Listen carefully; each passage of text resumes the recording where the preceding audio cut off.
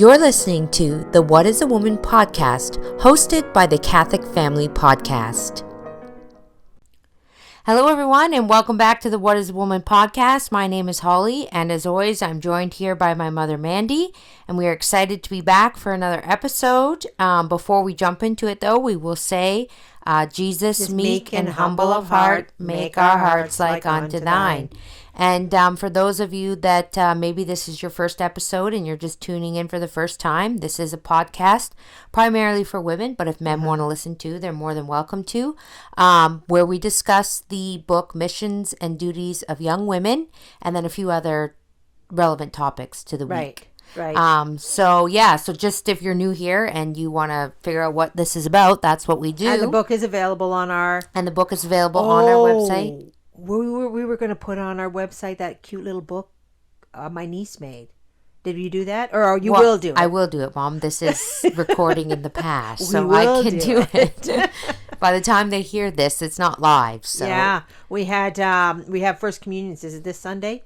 Yeah, this Sunday. This Sunday is First Communions at our church, and I have a couple of little grandchildren and a niece having their First Communion, and one of them reads really, really well. Right, and the other two don't read so well.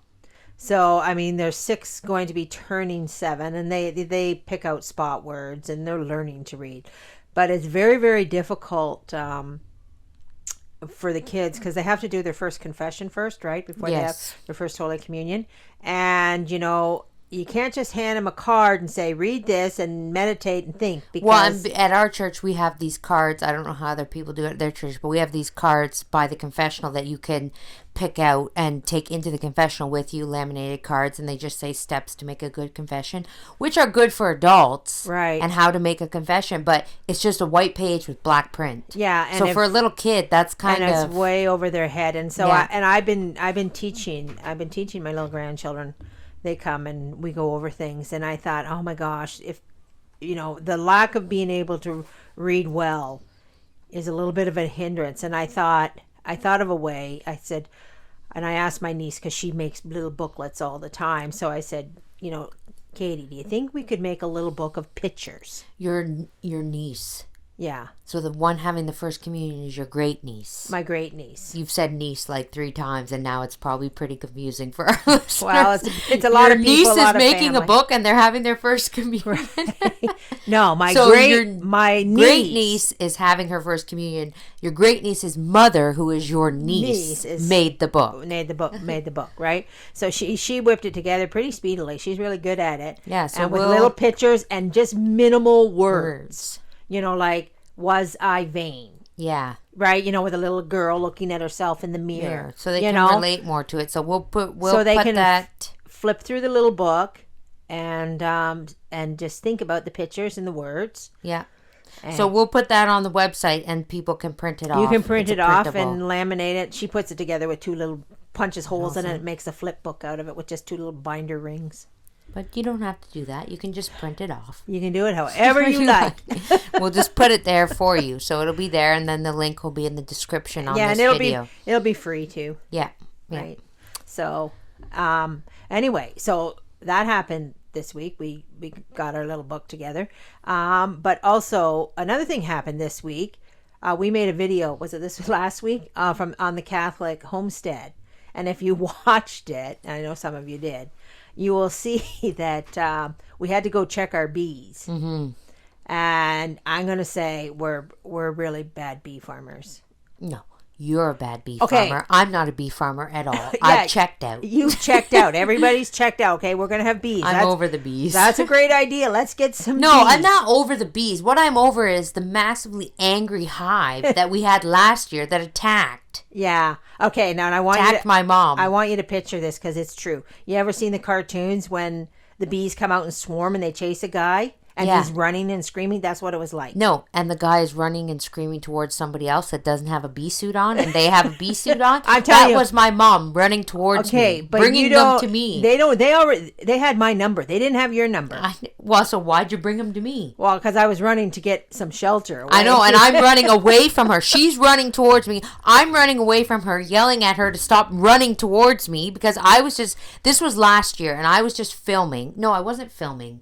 We weren't filming. We just went out to check them, and I didn't bother putting a bee suit on because And I had it on half. She had a half on, and she had a hole. She didn't have it. The headpiece has a zipper, and she didn't have the zipper done up, so they flew into her suit. They flew up and in everywhere. Like they could spot that skin 100 miles away. I said that in the video, and I'm going to tell you, it scarred me.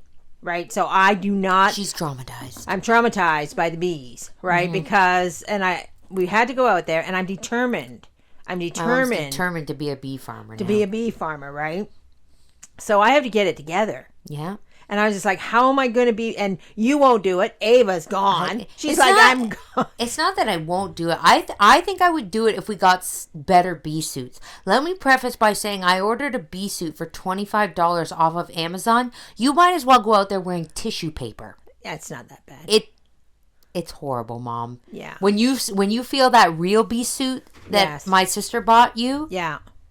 The quality is way better. Well, anyway, so the point of this is not about being a bee farmer. What we wanted to talk about... The point about is being afraid. Is about being afraid of something, right? Yeah. And you were going, I think you have a... I said in the video you have post-traumatic stress disorder. I do. It's real. Like I did. Like just, the anxiety of getting near this thing. And then after we went out and checked the bees, then... okay, yep, they're alive. I'm out of here. Shut the thing, put the lid on, let's go. We didn't do anything else. So then I'm just like, I better watch some bee videos to see what to do. And then I'm like, oh my gosh, our bees are going to die. Now these bees are worth $250. Mm-hmm. And we've already lost one set of bees. We've already lost a hive. Last year they didn't make it through the winter. And we did, it's not that we did all the steps to winterize them. Mm-hmm. We didn't. We had... brother. We had a brother here at the time. When we say brother, he was a religious brother. Who was kind enough to be the bee master. So he went out and he did everything. He hibernated them. He got the little, what do you call the nectar or whatever that you put in the hive? Feed. And they didn't make it. They didn't make it. I think it was just a weak hive. Because when that time we had the explosion of the honey. Yeah. Was that when I got stung? Yeah, that's when you got stung. When the hive... These were aggressive bees. We don't think those other bees were... oh, those other bees that we had never did this. Like, they never progressed like these They never bees produced hardly any honey. Yeah, so anyway, they probably starved to death, even though we tried to feed them. They didn't even take the feed. Yeah. I remember that. Well, anyway, enough about the bees. The bees are not the point. The point is about the fear of the bees, right? And this anxiety over this. And I'm not one for people who know me to give in to fears at all. No, she doesn't like it. I don't like it. It's not my thing. And so I was at home and I'm watching bee video after bee video after bee video. Although I tried to get you to watch the bee video, the guy doing the bee beard, and you wouldn't watch it. Maybe you should watch it. Because it was giving me the fear. Because he got stung a million. He got stung like way more than you did. He put a bee beard on. Like, what a fool. People do that. I know. It's a for thing. What's the point? There's competition.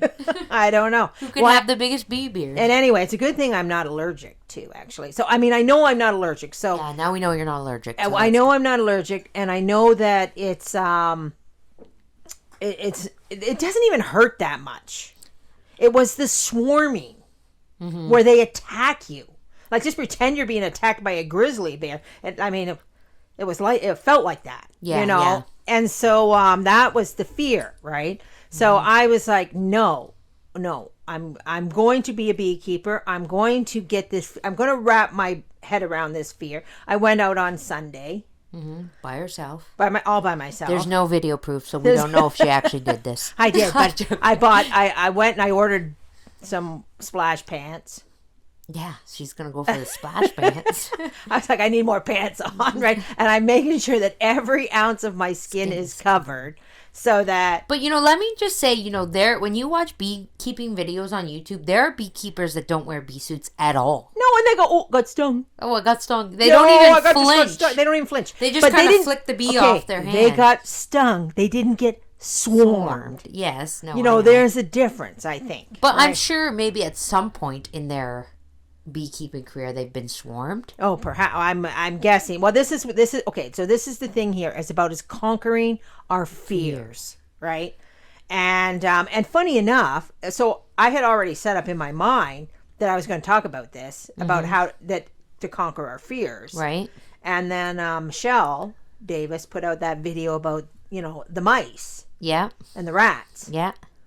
And I know from experience about the rats. Yeah, my mom has lived with rats before. Like 100. Yes. And I'm going to tell you, just for anybody who... Wait, she lived in an old building that was half open and exposed to the elements. Yeah, we were renovating. We were renovating it, and half of the building was wide open. Yes. And half of it was closed off. So the rats were in the part that was open. No, they progressed. Did they? I thought they were only in the open It was a century home. So yeah, they progressed very quickly into running across my bed. Oh, okay. So... But what did you do? Okay, well, first of all, I was like, and they say this. I don't want to tell Michelle, but they say if you see one rat, that means there's hundreds. Yeah, like because they're not single animals. They don't live alone. Yeah, but anyway, I mean, maybe you only had one. Maybe one got. Michelle only had one. Maybe Michelle only had one. Maybe only one got locked in her trailer. Yeah. But anyway, so I was there, and I'm going to tell you because now I feel like I'm a rat and mice expert too, by the way. I've lived with mice a long time too, because we live in the country. So the mice battle, you're always fighting. Right. You're always fighting the mice battle. Sometimes I give up. Yeah. Say, okay, have your share of the house. See yeah. if I care. But leave me alone. Other times, but they get out of control. They get out of control. So you have to start catching them, or you have to do stuff. We have 4 cats. Well, actually, we have more than 4 cats. We have 7 kittens. So we have 11 cats in the house right now. So we're not really worried about it. But mice aren't afraid of cats. No, the mice have to be caught. And they're easy to catch. But what happens with the rats? The rats are deathly afraid of cats.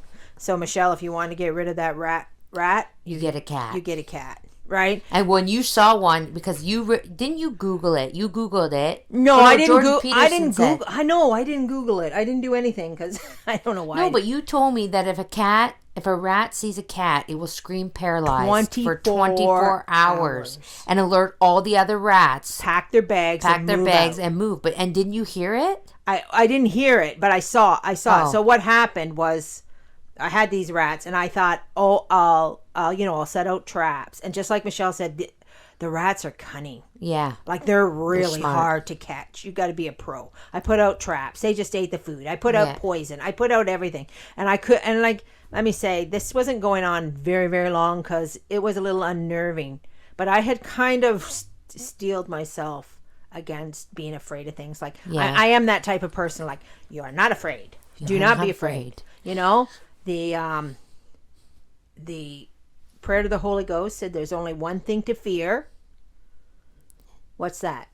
The loss of your soul? Sin. Sin is the only thing to be afraid of. Yeah. So if sin is the only thing to be afraid of, then that's the only thing I'm going to be afraid of. Yeah. Right?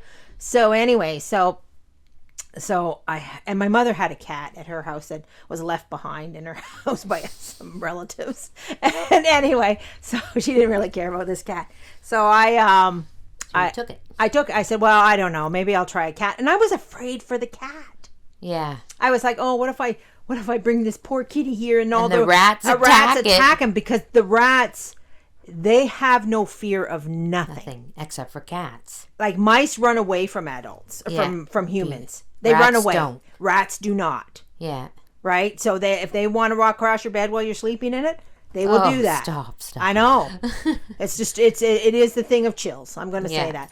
So anyway, but so I said, well, I'll try this cat, even though I'm afraid the rats will eat the cat. You know. So I bring the cat in the house and I just throw it in, and and the cat kind of is there. I don't know where the cat what he did, but I'm walking up the stairs, and at the top of the stairs, all of a sudden this rat comes flying out like he's deranged, possessed, like almost at me, not quite at me. And I'm like, ah! I'm screaming because there's a rat, and then I'm like, what is going on? Like, what is wrong with you? Yeah. And then that was the last I saw. The rats. That's the last. Like, there had to be hundreds there. There was like, and then shortly thereafter, I was listening to Jordan Peterson. Right, it was after. And Jordan Peterson said that if a rat encounters a cat in a place he doesn't expect to see a cat, he literally freezes, or and Freaks. They do a rat scream for 24 hours, warning all the other rats that there's a cat. And to vacate the premises. Pack your bags and move on out. Not a safe zone anymore. So yeah, so if you got rats, just get a cat. Just get a cat, right? I'm not a cat person, so this gave me the new love for the felines. But and it's true. So it's true. That's what you do with that. But also too, there's a museum in Russia that has like 70 cats. And that's museum? A museum, a very famous. I can't. And remember they have all these cats. Why? Because they have a rat problem. No, they patrol the property to keep the vermin. Right. Oh, so they just and they're like kind of famous cats, right? And I mean, they have like their own blog post, or I don't even know what they have. Probably right? They have their own keeper, right? So I mean, it's probably like some big giant old building. Yeah. That's a museum. Yeah. And the cats are on guard. They're working cats. Well, so good. there you go. So that's how you get rid of that. But let's get back to the fear part. Yeah. Okay, because if you're going to build yourself up, you have to conquer your fears. Yeah. Like you can't let them. Like nobody says, a rat or a mouse is an awesome thing. Yeah.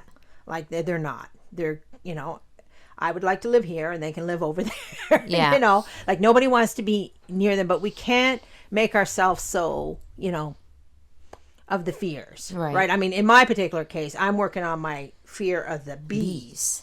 Right. So I'm determined. I went out and I fed them on Sunday, but it wasn't actually fair because it's raining. It's raining for a solid week. And I think the bees don't. Well, they're not as active during the rain. They kind of, and they were really not active. And then I wondered if they weren't active because alive. They're not alive, and I'm starving them to death or something because I was supposed to feed them. We were supposed to do all this stuff, and the fear of them was keeping us from looking after them. Right, mm-hmm. And that I feel really bad about, and so I'm like, please God, don't let them die because I'm afraid. Don't let them die because I'm afraid. And even like just something simple as example, this last week we got chickens. Yeah. And I love the chickens. I love to watch them. We have 3 roosters. I just sit there and watch them do their thing. And I think people say chickens are stupid. I don't think they're stupid. And I mean, they may not be the smartest animal, but when this lady from our church that gave us the chickens, she's a farmer, she brought them and she's just picking them up and moving them into the chicken coop for us, and she's holding the chickens, and I'm like, ew, I don't want to touch those chickens. Like, ew, and it's not that I think they're gross. It's like, I was actually afraid to I have this fear of birds. Yeah, you don't like birds.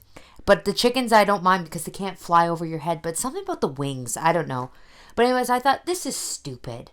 Yeah. It's a chicken, and you're going to be a chicken farmer, so get over there and pick up this stupid chicken and do it. Right. So I said to her, show me how to pick up this thing.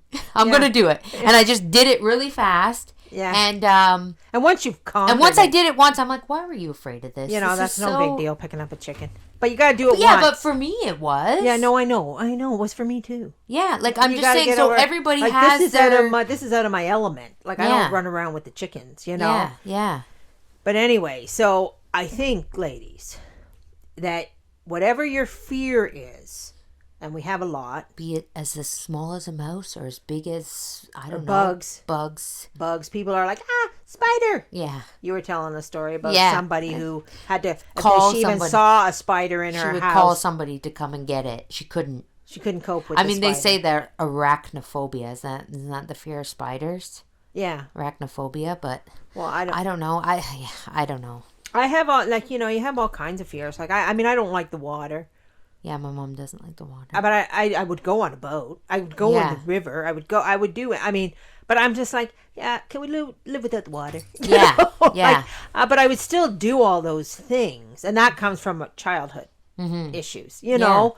And but I think it's very, very important for us to conquer our fears. I mean, Jordan Peterson said in one of his self-help stuff. Yeah. But his self-help is actually genuinely good self-help. Yeah. He said that you need to be the person in the room at the funeral that helps other people. Right. Like, not the person that's losing their head. Right. Right? And that's kind of what fear does to us. We become irrational and we're not able, like, pick up a Kleenex and kill the spider. Right. You're way bigger. Yeah. It's not gonna. I mean, sure, spiders bite. It gets itchy. It's annoying. It's annoying. Nobody wants to. And when I see a bug, I get very itchy. Like my skin gets itchy, right? But I'm not afraid. I just get itchy. Like I'm like, oh, I just saw that bug crawl. Now I'm itchy.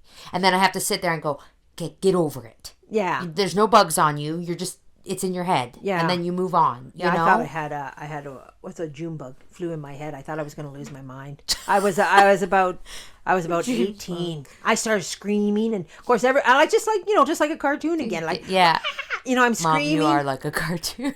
and people are going, "What's wrong with her?" Just a June bug. I'm like, get it out, like it's going to kill me. Yeah, yeah. So, like, relax. It's not going to kill you. Yeah. It doesn't have that power. And we have to put it, I think we have to put it into perspective. Yeah. And we have to make ourselves stronger so that, come on, people, get over it.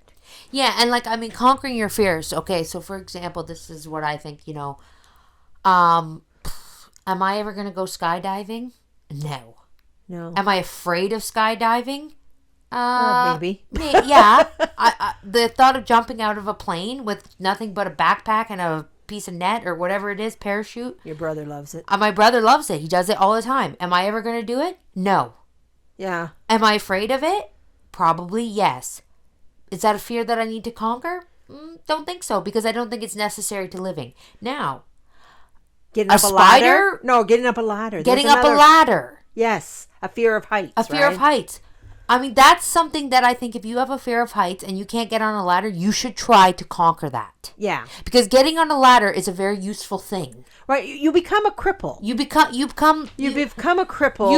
You've crippled yourself. You've crippled yourself, and you also, you can become a person that can't be relied on. Yeah. And, is always deterring things from like, say if you're somewhere and you're trying to get stuff done and you're like, hey, I need you to climb up on that ladder and get that. You're like, no, I can't do that. I can't do that. You become a little bit useless. You become like, okay, well then why are you here? Move out of the way. I'll do it myself. Like, you know what I mean? I'm not trying to be judgmental, but I'm just saying, like, things that would deter from everyday living or useful things. If you have a fear of that, you should try to, in good Catholic conscience, try to conquer it and get over it. Right.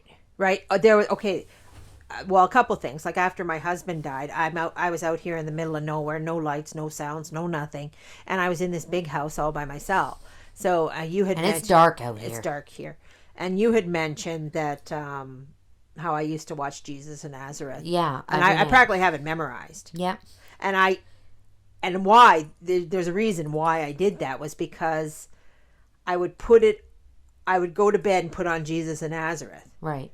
Because I was by myself, everything was dark, and I was afraid. Yeah.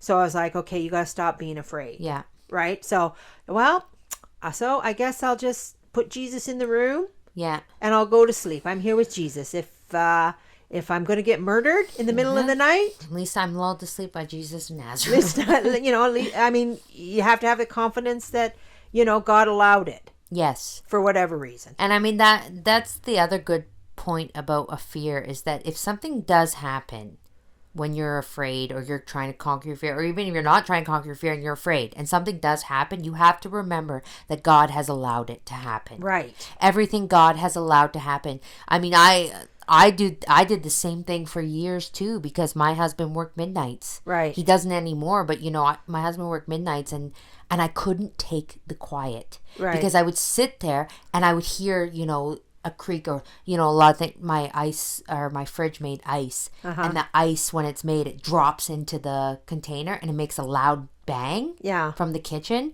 It would scare me every time. Yeah. And it would happen at like 9 o'clock at night or something. It's all dark and you're just sitting there, and I'd be reading a book or something, and it would do that. And I'm like, okay, I don't want to watch TV, but I can't have this silence. Right. So I would go upstairs and I would turn on Jesus in Nazareth, or some religious movie, Song of Bernadette or something, just so there was some noise, so that I didn't have to think about every little creak, every noise, that's for me. That's what did it. And eventually I did get over it. Yeah, no, I got over it. And I too. shut the TV off, and now I don't ever go to sleep. Well, my husband's not working midnights anymore, so he likes to watch TV sometimes. But yeah, most times I just go to bed and the TV's not on. Right. And I mean, but this was before he was still on midnights, and I did get over it. I don't know how long it took of doing that before I just really steeled myself against that fear. And then so much so that, you know how even before, I couldn't get from the car to the house. Run. It's dark, you know. I still can't. When I leave my mom's, so I'm at my mom's a lot because my studio is here and stuff like that. So sometimes we'll be here late till it's dark. And there's 5 people in the house? Yeah. Grandma, my brother, uncles, and me and the kids. And I run to the car. Yeah. Get the car.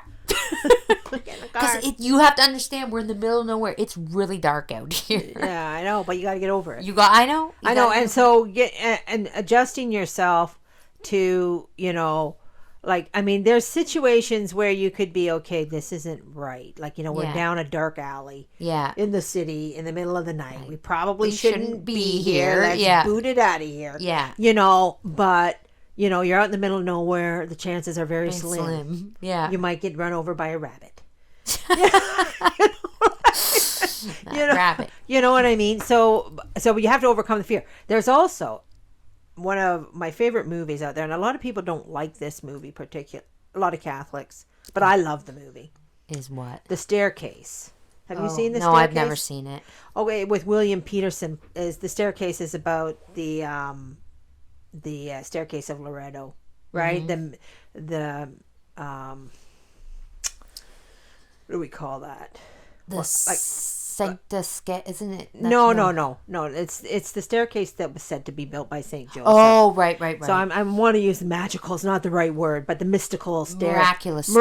Thank you. The word you're looking for. The miraculous staircase that was built. So they made this movie in 1998 with William Peterson and Barbara Hershey. And why Catholics generally kind of don't like the movie is they don't like the Barbara Hershey character. She plays the nun. Oh. And she's really crotchety. Oh. And she's not a pleasant, holy looking creature. Yeah, but the nun in the Song of Bernadette wasn't either. No, I know. I mean, I think you have to get over that because, I heard the nun stories from my dad when he was a boy. This goes back to, just because you're a nun doesn't mean you're a saint. Yeah. And he had stories where they weren't all that pleasant, and so, and a lot of people, that could be, part of the problems, right? Too. Yes, but I mean, not condoning it, saying it's. But anyway, but the man that plays Saint Joseph is William Peterson, and I thought, he's just like I would imagine Saint Joseph to be. I mean, this is just me personally, right? But I mean, he had no fear, right? Like none. Yeah. So he's out. And he was so calm. Everything was so calm. Mm-hmm. And he's out in the forest chopping down logs to build this staircase. For people who don't know, the wood is not even identifiable to the area either. Right. So this man miraculously shows up, builds a staircase that has no reason for why it's standing. Wait, so let me just wrap my head around this. So it's not St. Joseph miraculously showed up and built a staircase? Well, a carpenter. A carpenter shows up. Well, now I feel like I gotta watch this movie. Oh yeah, it's a great movie. I don't know why you haven't seen it. No, I don't. So anyway, and actually it's on YouTube because I just Googled it. Yeah. Right before, and you can watch it on YouTube for free. Oh, for free. So but anyway, so William Peterson, and you'll see these scenes with him where he's out in the woods and he's cutting down these trees for the staircase, and some Native American Indians show up. Right.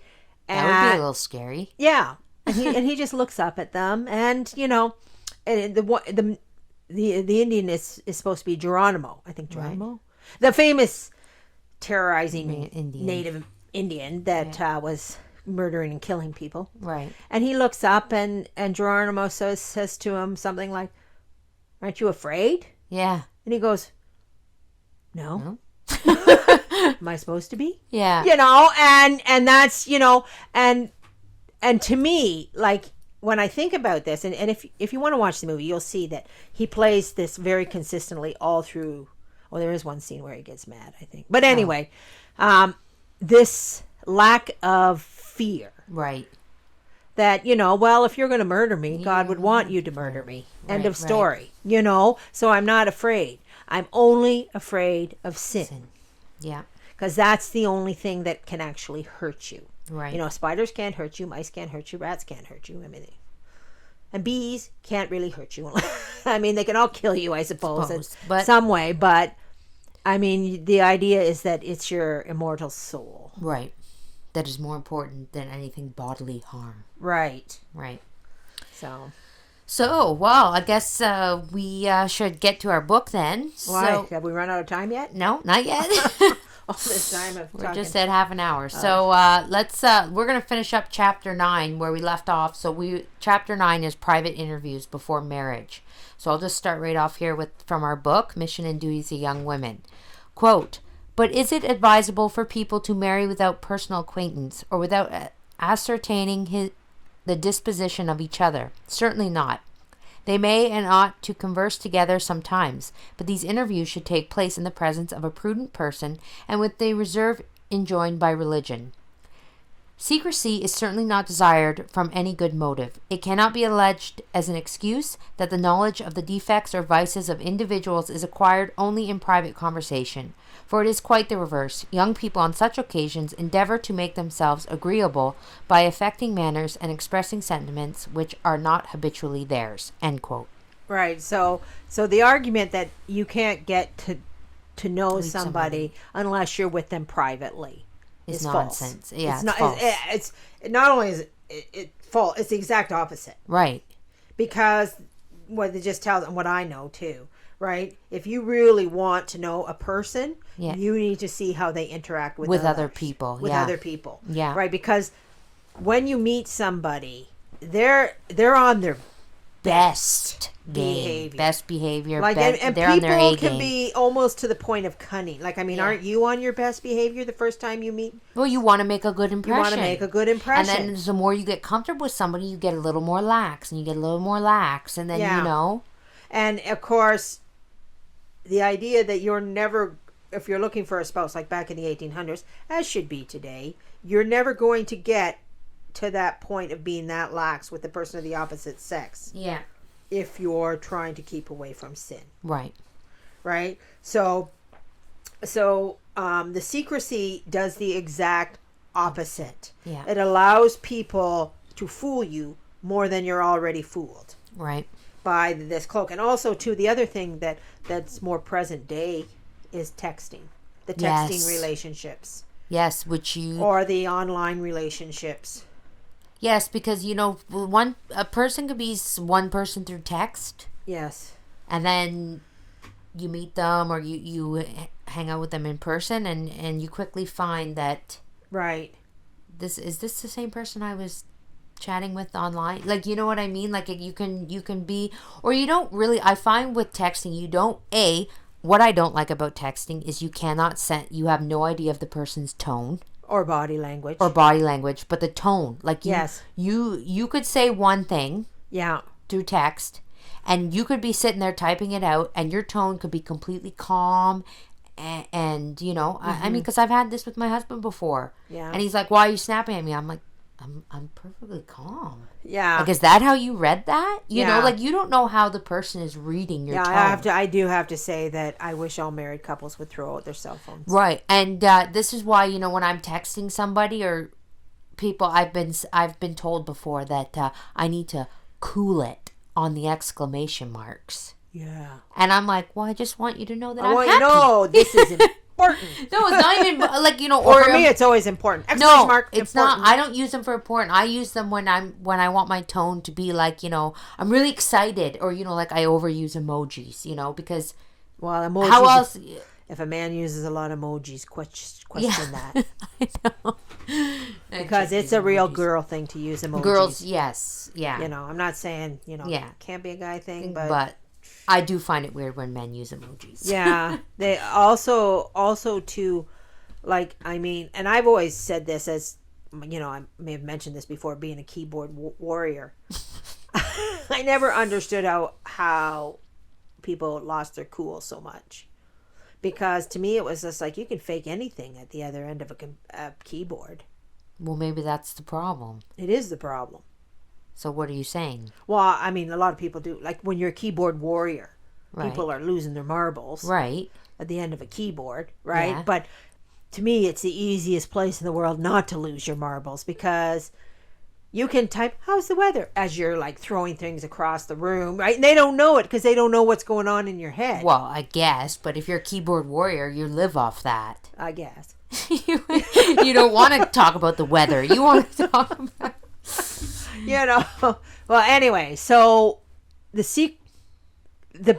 and the other thing I want to talk about too, if you're looking for a spouse too, don't judge that person by their people.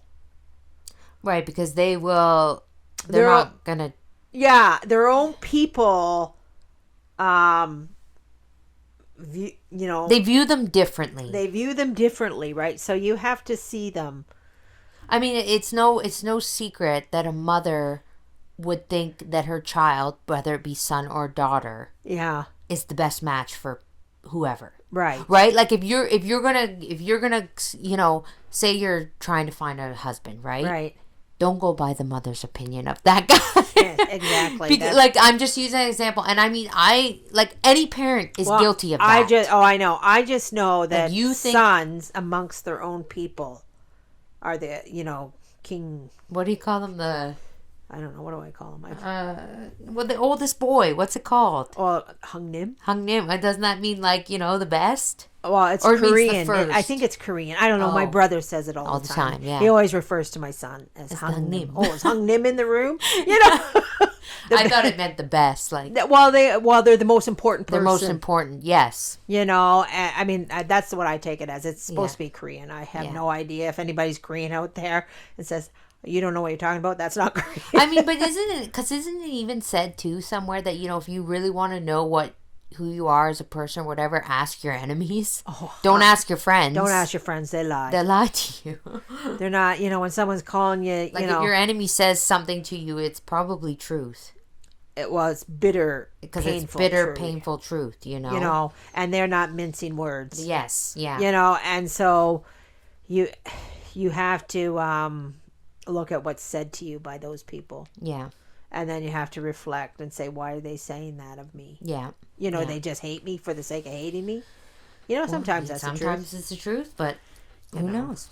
Yeah. All right, so we'll go on here. Quote, if the object of these interviews is, as we suppose, to awaken a mutual affection, we maintain that an affection such as is consistent with Christian virtue may be as easily enkindled in a conversation held in the presence of relatives as in any other way. Should you be disposed to question what we have said respecting the sinfulness of the practice of which we are speaking, and which is so prevalent in the world, end quote. Okay, so what they're saying in the middle of a sentence. I know, because you want to talk about that because the other part is a saint quote. Okay. But what I wanted to say was that you don't know that you'll be attracted to this person unless you're by yourself with them. That's what the book is saying. Like that you say, you say, well, how do I know I'm attracted to this person if I'm never by them myself? Well, that's the biggest load of baloney. How does that even make sense? It doesn't make sense. Well, people justify things, right? Right. Yeah, I guess. Yeah. You can, we can see, you can see when two people are like, oh my gosh, they like each other. Mm-hmm. From across the room. You can spot it from across the room, yeah. You can spot it from, they're looking at each other from across the room. Mm-hmm. That's an attraction. You won't have a problem. Yeah, you don't need to be alone. You don't need to be alone to know there's an attraction. You spotted each other out of a room full of people. You're good.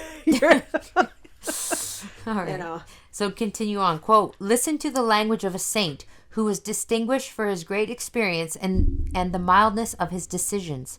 Saint Liguori speaks as follows in his Instructions on the Commandments. Quote, ordinarily speaking, they who make love are scarcely free from the proximate occasion of mortal sin. Experience shows that few of them are exempt from grievous offenses.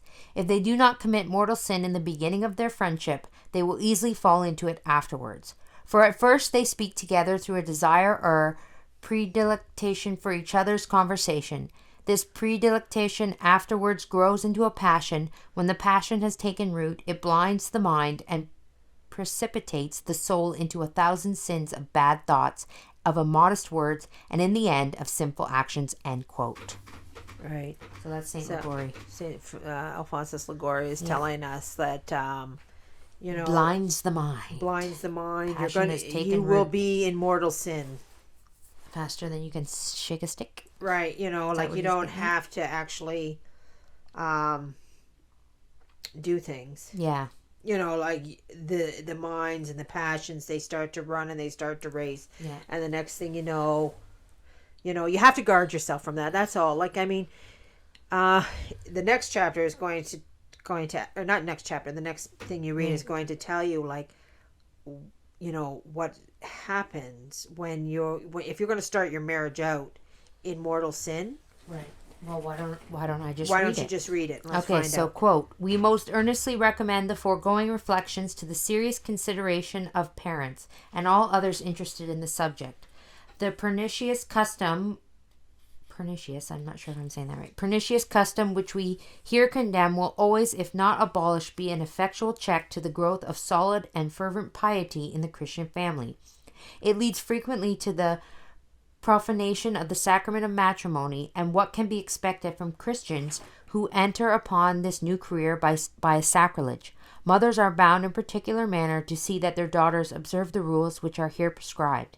If they neglect this duty, they incur great responsibility and expose themselves and their children to severe chastisements both in this world and in the next." Right. So basically, the profanation. Yeah, I wasn't sure if I was saying that word right. We might not be pronouncing it right, but like profanity. Profanation, maybe? Profanation. Like the profanity. They profane the sacrament of marriage, matrimony, right? So basically, once you started, if this is how you're starting out, you're already starting off on the wrong foot. You've actually made a sacrilege of this sacrament. And you've messed it up already, right? And so now this is how you're starting your Christian foundation, your house, on a bed of sand, not of rocks. And I can only tell you from personal experience that the marriage is going to be so rocky, you're not even going to, I mean, you've started out with a sacrilege. Right? So, I mean, even if, God doesn't kind of work like, oh, okay, that's a great sacrilege. Oh, you want to be Christian now? Okay. Here's all your wonderful blessings and graces. Here's all your blessings and graces. Now, to be on the other side, though. Yeah. That's not to say that, you started out this way and you're doomed. No. But it's going to be a lot of sacrifice and a lot of hard work and a lot of, I always take it back to Mary Magdalene, and it's like, it wasn't like she had, the best past, so it's like, but she spent her whole life, after that. I mean, I believe Father told me she went and lived after Jesus died, she went and lived in a cave and did nothing but sacrificing and to make up for her past sins. Right. I'm not saying you have to go live in a cave, but what I'm saying is that if you start out on this way, right, and you start out on this way, I wouldn't just be like, well, I'm doomed.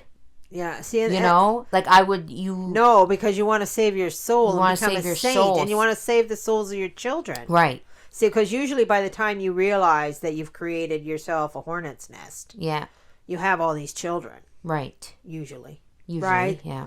And so I mean, it's a little late to lament it. Right, but you have to bear the weight of the situation. Right. And you have to be realistic about what you've done. Yes. So when you brush it off and you're like, well, now I'm ready to be the good Catholic that I was always meant to be, and if the first thing doesn't fall right into place for you, you can't give up and you can't be like, well, that didn't work. Right. No, you have to. You have to bear the weight of your sins. What I always say is you have to take the beats. You have to take the beats, and you have to understand that, I would rather suffer now. Like, that's what I tell myself when I feel like things are getting so out of control and I'm just like, oh, I can't take this anymore. And then I stop and I'm like, no, wouldn't you rather suffer now than later? Right. Like, wouldn't you rather live your purgatory now than later? Because you don't know what it takes to make up for those sins. Right. You have no idea. Especially, I mean, it's one thing if you had no concept of what you were doing. Right.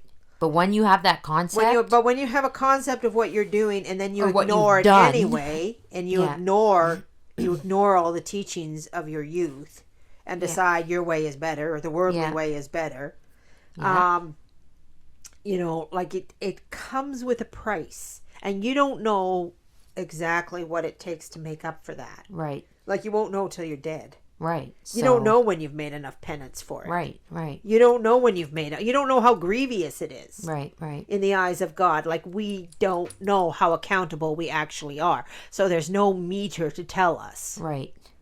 So for me, I'm just like, well, I better not stop. I better just keep going. You better keep going, and I better take all affliction comes directly from the hand of God. Yeah. And I need this apparently, so buckle down. Right? Get rid of and I will say to that effect too, and if God does lift a little bit of the weight, be grateful. Yeah. I mean, I've had times where I feel like a little bit of weight, because I've had times where I feel like my I'm just going to say out of personal experience, where my cross is almost crushing me to the ground. Yeah. And we all have our own crosses, and everyone's is different, but I feel like my cross is so heavy, and I'm like, I can't do it. And then I'm like, no, you got to do it. You got to carry that cross.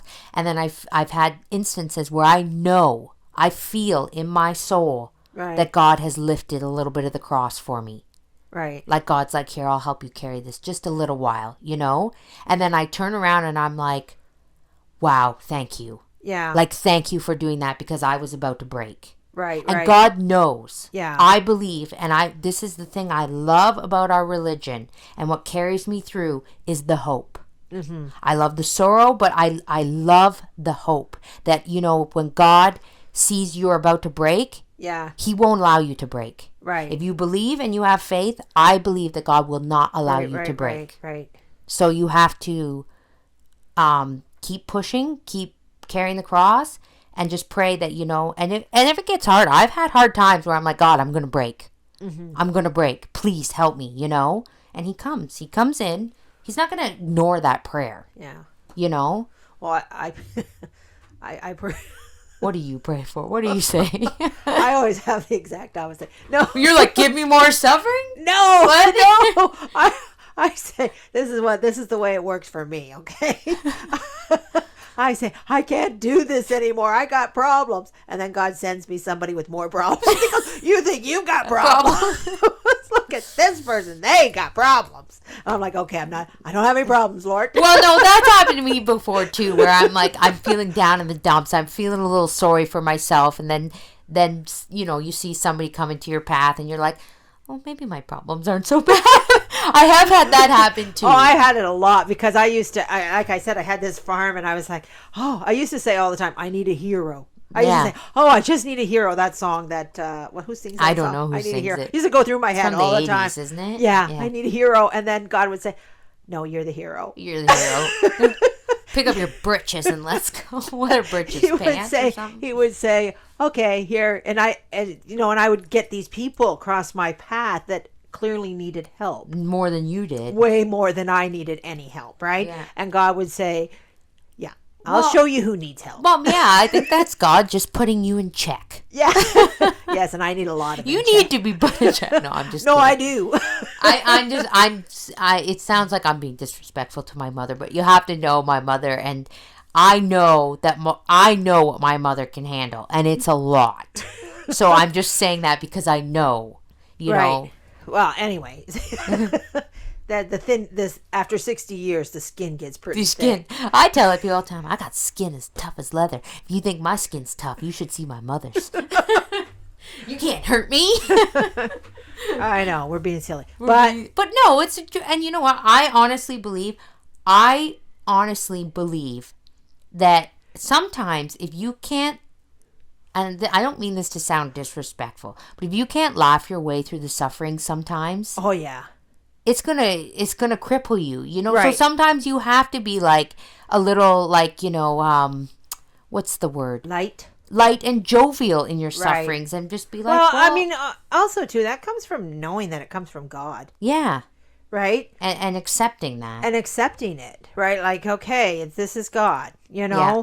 toughening He's me up. toughening me up, and I better You know, so either- I get over the fears, I get over the humps, Yeah. I take the beats, like, you know, like there's been, and I mean, I've said it before, and I know because it's my favorite line, and I don't even think it's in the book. I have to go back and read the book, but in the movie, the Anne of Green Gables movie, when Marilla says to Anne, to despair is to turn your back on God. So if you're going to have your sufferings and you're going to give in to despair, that means that you've lost your hope, Right. and you've lost your faith in God. yes, yeah, And you are not acknowledging that God is in control. right, You know, so if you're not in your sufferings, if you're not going to have that jovial and that light heart and that, you know, light spirit, right, I don't really like that word, but lack of a better word, you know, that lightness about you, right, you've lost it. yeah, Do you know what I'm saying? Like and you have to keep the hope.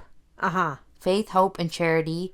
The greatest of these is charity, but you know, I think a lot of times we do forget because we get so focused on the charity, which is we should. Mm-hmm. The greatest of these is charity, but we have to remember the faith and the hope. yeah, You know, because those two are they're really important too. yeah. Well, they are. That's A theological virtue. No, I know, but I'm saying, I do find that a lot of times we get so focused on the charity, Right. That you we know, which forget we should about never the lose hope. sight of charity, but we do forget about the faith and the hope. Right. And the hope is the beautiful side to our religion. That's the beautiful side. Oh, it brings the most joy. It brings the most joy brings to the most everything. joy to know that it's not for nothing. You know, even I wanted to make a little reel for our Catholic Homestead Instagram page, and if you guys aren't following us on Instagram, there's nothing controversial on there. It's just fun farm chickens. stuff around the farm, and then all religious things, right? Yeah. I want to, because yesterday is May, which is the month of our Blessed Mother, and I wanted to find some images and just make a nice little reel with one of my favorite songs, "'Tis the Month of Our Mother." Couldn't find that song on Instagram. Really? But I found "On This Day, O Beautiful Mother" by the Singing Nuns to put behind it. But I'm looking at all these pictures of Mary, and when you're looking for pictures and you're seeing all these old vintage Catholic holy cards, and I was thinking to myself when I was doing this is the beautiful side to the Catholic faith. Yeah. You know, we've just come through Lent and we're in Easter, and then it's the month of Our Lady, and you look at all these beautiful images of Our Lady, our Blessed Mother, and you're like, wow, like that God gave us this beauty. Yeah. Like beauty is an absolute, and when you see any picture, any Catholic image of I'm talking Catholic images of our Blessed Mother. Yeah. The beauty that those behold, and when you look at them, Well, Mary is the most beautiful thing and the biggest draw. It's like ridiculous how Protestants hate her so much. yeah. You know, like it's just like, what's the matter with What you? is the matter with you? I feel sorry for you. Like, how can you not love the greatest mother of all time? And she's your mother too, Right. you know? You know, like anyway, but that's their problem. But yeah, so I wanted to throw that out there because if you're on Instagram and I know a lot of people don't like Instagram, but I wanted to have that page to fill it with fun little videos of the farm, and you know, so if you are on there and you want to follow us. Yeah. And I was thinking about seriously, you should follow Catholic Homestead because I think I'm going to do a bee video once a week To get over this fear? to get over the fear of me going out, because it's one thing to take that lid off and look at the bees, but for me to look after them, you got to actually take those frames out. I got to take those frames out and look at what's going on in the hive. Yeah, like I've watched a lot of bee videos. Yeah. To educate myself, but last year when we went out there to do it, I couldn't do it. Yeah. And so Well, and they said, okay, well, this here's the brood, and this over here is the honey that's capped, and this over here are the eggs, and you'll see when you see this. And I'm like, see what? I don't see anything. I see fear. It all looks the same to me. Yeah. So I'm determined. I'm determined to learn this and to conquer my fear. So, and she wants to make some nice lotions. I'm going to make some lotions. Yeah, we got 5 gallons of honey, and I'm like, I got to turn this into some stuff. Some products or something. The products. But anyway, yeah. So anyways, so I hope that this episode you enjoy it, ladies, and maybe some men if you're listening. I don't want to leave out the men just in case they do like to listen. We will be back next week. And I just want to encourage everybody, find your one fear and try to conquer that you think is conquerable. Yeah. Right? Don't go crazy. But find one and say, I'm going to conquer this week. Just work on it. Or even work on it. Just resolve your mind to work on it. Right. Yeah. And you can say, if Mandy can go out and check those bees. I can't guarantee. You might see a video next week of her running down the laneway. I can't. I don't even run. And my mom doesn't run.